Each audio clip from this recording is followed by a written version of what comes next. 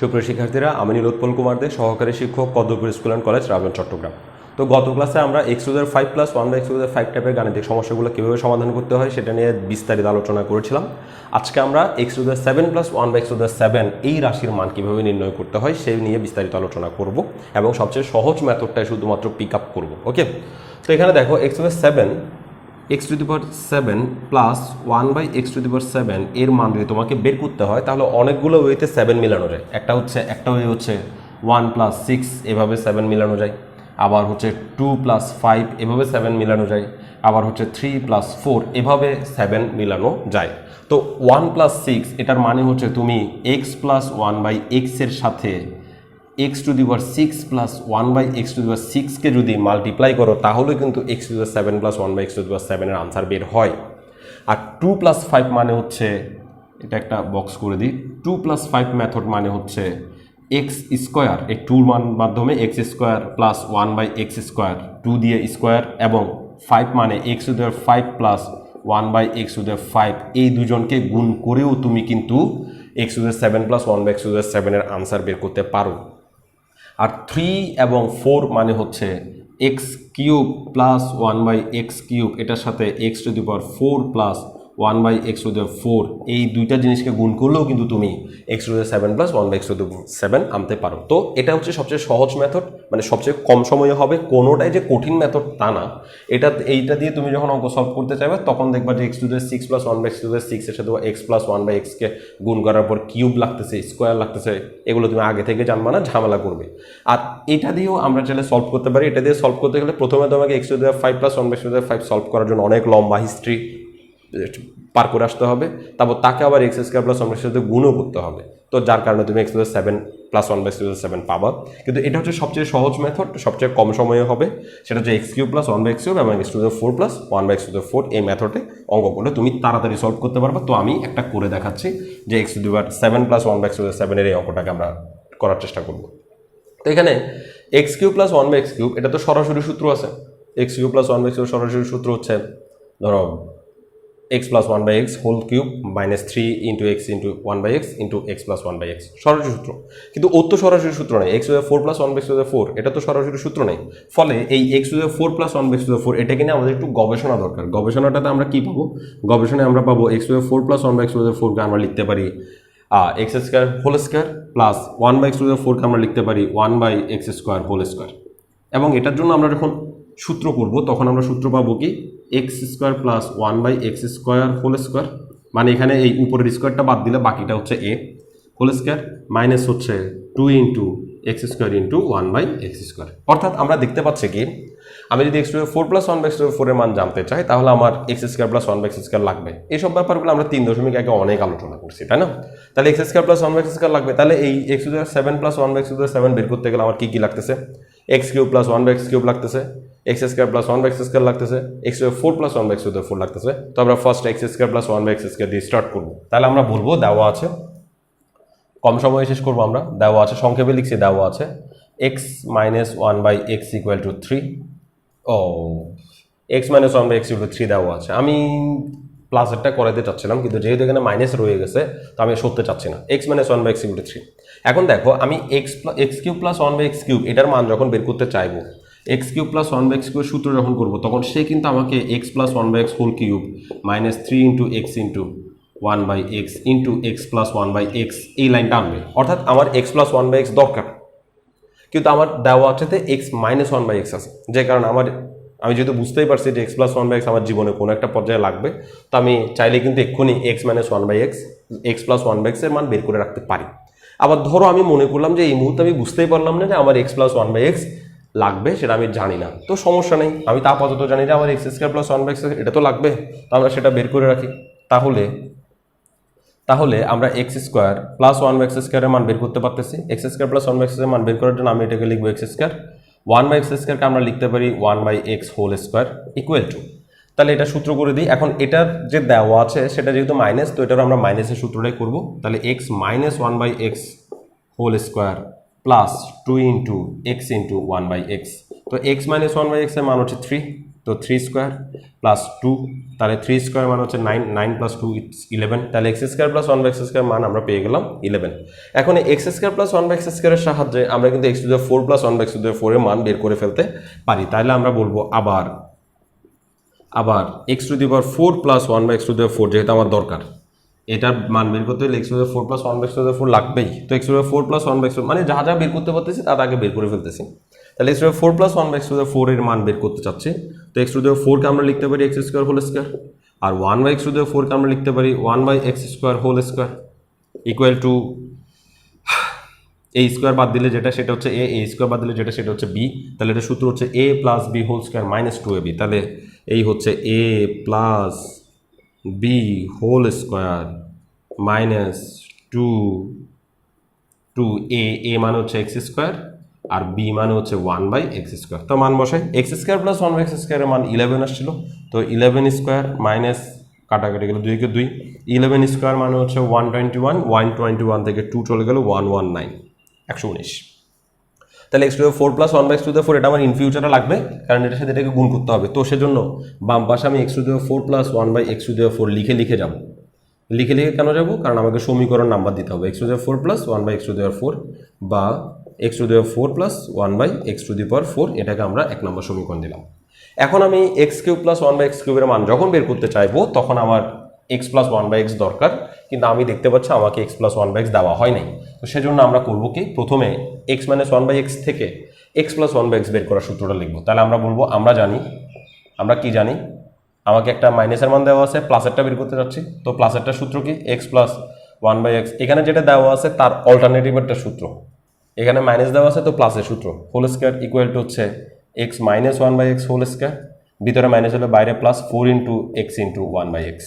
তো মান বসাই দিই, equal to x minus 1 by x equal to 3, তাহলে 3 স্কোয়ার প্লাস এক্স এবং এক্স কাটা 4, তো 3 স্কোয়ার মানে 9 এবং 4 যোগ 13, 9 আর 4 যোগ হলে 13 নিশ্চয়ই ঠিক আছে। তাহলে আমরা এখানে পাচ্ছি x plus 1 by x whole square লিখে যেতে হবে, এখানে পাচ্ছি x plus 1 by x whole square লিখে যেতে হবে, এবং এটাকে রুট করে দিব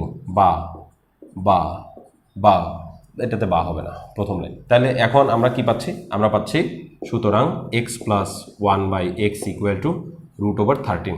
ব্যাস, আমাদের এইটুকু কাহিনী চলে গেল। এবার আমাদের কাজ হচ্ছে এইটার সাহায্যে x cube plus 1 by x cube বের করা। তাহলে আমরা বলবো এখন, দেখো কি লিখছি, তাহলে আবার এখন এবং এই শব্দটা আমরা লিখতে পারি। এখন x cube plus 1 by x cube equal to x কিউবকে এক্স কিউবে রাখলাম, 1 বাই এক্স কিউবকে 1 বাই এক্স হোল কিউব লিখলাম। তাহলে এ কিউব প্লাস বি কিউবের সূত্র এখানে যেটা লিখলাম সেটাই লিখবো, A plus B whole cube minus 3 into A into B into A plus B. আমি আশা করবো যে সবাই বুঝতেছো, না বুঝলে একটু থামাই দেখবা প্রত্যেকটা line. X plus 1 by x এর মান রুট 13, তো লিখলাম রুট 13, হোল কিউব যেমন আছে হোল কিউব থাক, minus 3 x plus 1 by x এর মান হচ্ছে রুট 13, লিখলাম রুট 13 ইকুয়াল টু রুট 13 এর কিউব। রুটের কিউব মানে হচ্ছে রুটের ভিতরে যে থাকবে সে একবার বাইরে বসবে, রুটের ভিতরে যে থাকবে সে একবার রুটের ভিতরে বসবে, মাইনাস 3 রুট ওভার 13। তাহলে 13টা আম, রুট 13কে আম মনে করো, 13টা আম থেকে 3টা আম চলে গেলে আর থাকবে 10টা আম, 10টা আম মানে 13, রুট 13। ব্যাস, তাহলে x cube plus 1 by x কিউবের মান আসছে 10 রুট 13। তো বাম পাশে x cube plus 1 by x লিখে যাবো, x cube plus 1 by x cube, x cube plus 1 by x cube, x cube plus 1 by x cube, x cube plus 1 by x cube লিখে যাব, বা দিব প্রত্যেক লাইনে বা দিব, প্রথম লাইনে দিব না, এবং এটাকে দিব আমরা 2 নম্বর সমীকরণ। তাহলে 1 নম্বর সমীকরণ এক্স টু দি 4 এর ছিল, 2 নম্বর সমীকরণ এক্স কিউবের ছিল। এই দুজনকে এখন যখন গুণ করব তখন আমরা x to the 7 plus 1 by x to the 7 পেয়ে যাব। তো x to the 7 plus 1 by x to the 7 power এই লাইনটা আমি এই জায়গায় করতে চাচ্ছি, তাহলে আমরা বলবো 1 নং ও 2 নং সমীকরণকে গুণ করে পাই, 1 নং ও 2 নং সমীকরণকে গুণ। তাহলে 1 নং ও 2 নং সমীকরণকে গুণ করে পাই, মুখে যেটা বলছে সেটা লিখবা, এখানে যে সংক্ষেপ লিখছি সেটা লিখবা না। 1 নং ও 2 নং সমীকরণকে গুণ করে পাই, ওকে। তো গুণ করলে কি করতে হবে, বাম পাশের সাথে গুণ হবে। তাহলে এখানে বাম পাশে কি আছে, x to the 4 plus 1 by x to the 4, এটার সাথে গুণ হবে।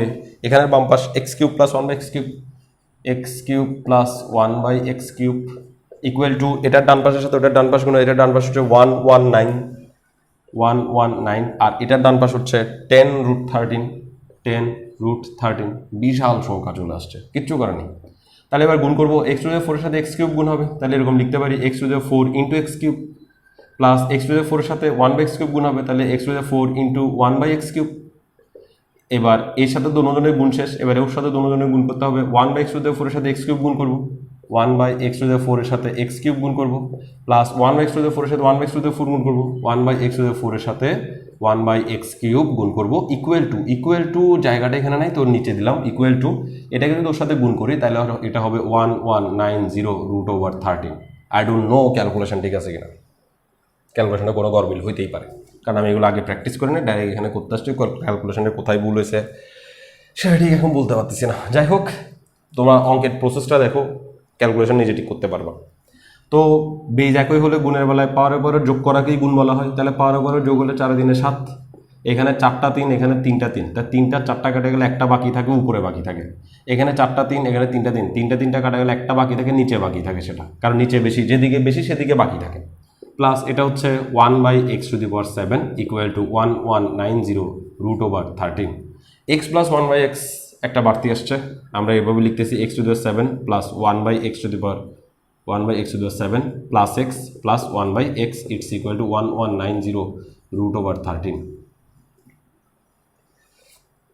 তো এখন এক্স প্লাস 1/x এর মান কত ছিল, এই যে এক্স প্লাস 1/x এর মান হচ্ছে √13, তাহলে এটার বদলে √13 লিখে দিলাম, x⁷ plus 1/x⁷ plus √13 equal to 1190√13।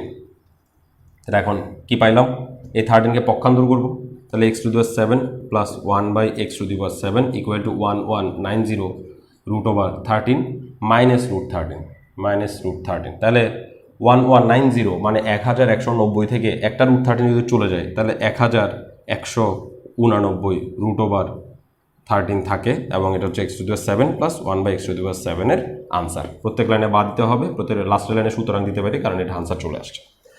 এই হচ্ছে x⁷ প্লাস 1/x⁷ এর আনসার বের করার তরিকা। তো তুমি চাইলে নিজে নিজে x⁷ প্লাস 1/x⁷ এর বদলে x⁷ মাইনাস 1/x⁷ এর মান বের করে রাখতে পারো, -1/x⁷ এর মান বের করে রাখতে পারো। তো x⁷ মাইনাস 1/x⁷ এর মান বের করার জন্য সবচেয়ে কম সময়ে যে তরিকাটা হবে সেটা হবে যে x³ প্লাস 1/x³ যদি তুমি নাও তাহলে x⁴ মাইনাস 1/x⁴ তোমাকে নিতে হবে, এবং x³ মাইনাস 1/x³ যদি তুমি রাখো তাহলে তার সাথে x⁴ minus 1/x plus x⁴ রাখতে হবে। ওকে, কি বলছি, যদি তুমি মাঝখানে মাইনাস আনতে চাও তাহলে একটা প্লাস একটা মাইনাস রাখতে হবে, একটা প্লাস একটা মাইনাস রাখতে হবে। তো আমার কাছে সবচেয়ে সহজ পদ্ধতি হচ্ছে এটা, যেটাতে x⁴ প্লাস 1/x⁴ এটা বের করা সহজ, ওই কিউবেরটা মাইনাস থাক। তুমি সবসময় চেষ্টা করবা জোর যে পাওয়ারগুলো আছে, এই জোরের পাওয়ার যেগুলো থাকবে সেগুলোকে পজিটিভ রাখতে। তো এই x⁴ প্লাস 1/x⁴ এটাকে পজিটিভ রাখার পদ্ধতিটাই আমার কাছে সবচেয়ে ভালো লাগে। অর্থাৎ তুমি এটা করবা না, এই পদ্ধতিতে যাও না, এই পদ্ধতিতে গেলে তোমার কষ্ট অনেক বেশি বেড়ে যাবে, অনেক কাজ বেড়ে যাবে, কিন্তু এটাতে কাজ অনেক কম থাকবে। এন x⁴ প্লাস 1/x⁴ এটা ফ্লেক্সিবল, যার কারণে সে প্লাস মাইনাস দোনোটার যে কোনো একটা নিয়ে আনসার দিতে পারবে। আর x³ মাইনাস 1/x³ যেটা দেখতে পাচ্ছ এটা মাইনাসের সূত্র দিয়ে আনসার করতে পারবে, কিন্তু এখানে তুমি যদি আসো তাহলে তোমার এই x⁴ মাইনাস 1/x⁴ এটা a² - b² সূত্র নেবে, বারবার a² - b² সূত্র নেবে, ফলে একবার প্লাস একবার মাইনাস একবার প্লাস একবার মাইনাস বেশি ঝামেলা হয়ে যাবে। যার কারণে এটাতে আমি তোমাকে বলবো এটাতে যাবো না। মনে রাখো যে এই x⁴ যে পাওয়ার যেগুলো জোর সেগুলোকে প্লাসে রেখে তুমি এই 2⁷, 2⁵ এই টাইপের প্রবলেমগুলোকে সলভ করার চেষ্টা করবা। তো আমি আশা করব যে এই টাইপের প্রবলেম তোমরা পারবা, অর্থাৎ আমাদের এই যে এত এত -1/2 এত এই টাইপের অঙ্কগুলো আমাদের সমাধান করা শেষ হয়ে গেছে। আমরা এবার শিখবো, আগামী ক্লাসগুলোতে আমরা শিখবো যে আমাদের দেওয়া আছে যে চেঞ্জগুলো থাকবে। একটা দেওয়া আছে চেঞ্জ আমি শিখাইছি, এখানে x - 1/x এগুলো 3 না থেকে অনেকগুলো সমীকরণ আকারে দেওয়া থাকে, x² - 3x = 1 এই টাইপের সমীকরণ আকারে দেওয়া থাকে। সেরকম দেওয়া থাকলে কি করতে পারি সেটা আমরা একটা লেকচারে শিখেছিলাম। তো সেই টাইপের গুলো তো তোমরা পারবা, কিন্তু এগুলো বাদেও এখানে যে দেওয়া আছে যে জিনিসটা, সেই জিনিসটা এর চেয়ে তো ভিন্ন কিছু দেওয়া থাকে। তো আমরা আগামী যে ক্লাসটা আমরা সাজাবো বা আগামীতে যে ক্লাসগুলো আমরা করবো সেই ক্লাসগুলোতে আমাদের এটা নিয়ে কোনো টেনশন নেই, এটা আমরা পারবো, কিন্তু আমাদের টেনশন থাকবে দেওয়া কি আছে সেই জিনিসটার উপর আমাদের ফোকাস করতে হবে। আমরা দেওয়া আছেটা অন্য ফরম্যাটে দেখব, এই ফরম্যাটে দেওয়া আছে দিলে দেওয়া অঙ্ক আমরা করব না, দেওয়া আছে ফরম্যাট ভিন্ন, কিন্তু এগুলোর ফরম্যাট কিন্তু আগের মতোই থাকবে, যার কারণে সামান্য একটু করে তোমাকে বুঝিয়ে দিলে বাকি কাজ তুমি নিজে নিজে করতে পারবা। সেভাবে আমরা আগামী ক্লাসগুলো করার চেষ্টা করব। তো আগামী ক্লাস দেখার আমন্ত্রণ জানিয়ে আজকের ক্লাস এখানেই শেষ করছি। ধন্যবাদ সবাইকে।